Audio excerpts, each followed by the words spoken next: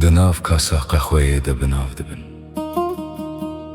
bi kevçiyê re distirên, ya ku bi tena serê xwe dizivire. Paşê bi refên çûkên bîranînê re em difirin. Em tiştekî hêja tînin bîra xwe, di nav li ser nehatiyê nivîsîn.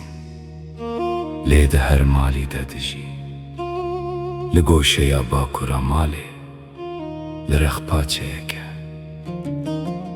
ku nizanî çawa xwe bigire.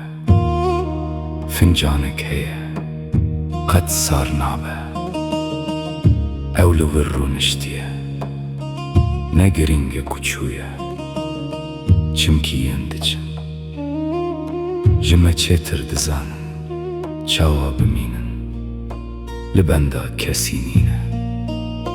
Tenê çavdêriya kevçiyê dike, gava bi hêdî dizivire.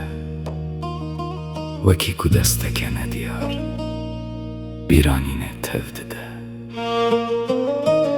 Naqa xwe ye her êvarî, li ser pêlên xewnan dihato dê. Ez tenê fincanê dibînim.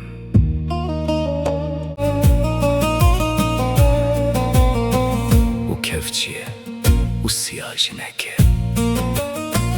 Ya ku edî hewceyî axaftinê nîne, kevçiye careke li min hûrînî. Dengê wê diçû ber qerçiqîna tirsê, Ev mal ne male belkî sateke, ku derziyên wê jî hatine derxistin. û hiştine ku ji hundir ve bizivire.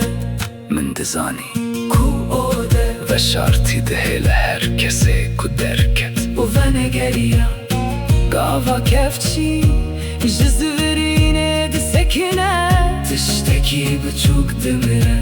Denge deryekî kuriya xwe ber bime ve dizanî, û bêhna pûngê ya ku hêjî di çajdan de asê maye. Paşê kevçî ve digere zivirîna xwe ya hêmin, Wekî ku kesek li aliyê dinê nebûnê, naxwaze têkiliya xwe bi me re bibire.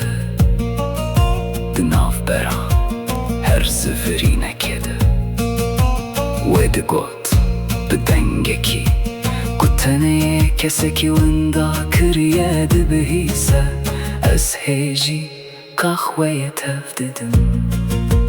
Heta ku ew kesê wenda vegere.